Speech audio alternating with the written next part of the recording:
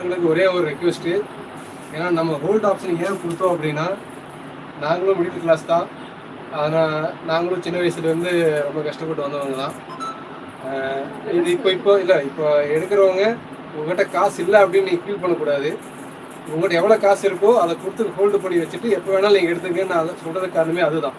ஏன்னா யாருக்கிட்டையும் காசு இல்லை, ஐயோ நம்மகிட்ட இல்லையே, இந்த ட்ரெஸ் நல்லா இருக்குது, நம்மகிட்ட வாங்க முடியலையேன்னு யாரும் நினைக்கக்கூடாது அப்படிங்கிற ஒரே ஒரு காரணத்துக்காக தான். ஓகேங்களா?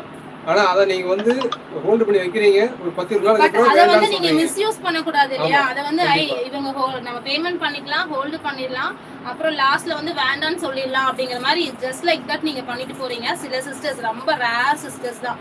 சோ அதையுமே நீங்க பண்ணாதீங்க அப்படிங்கறது எங்களோட இன்ஃபர்மேஷனா இருக்கு. ஒரு டைம் பண்ணிட்டீங்கன்னா பண்ணி அப்படியே விடுங்க. ஆனா மறுபடியும் கேன்சல் பண்ணாதீங்க தயவு செஞ்சு.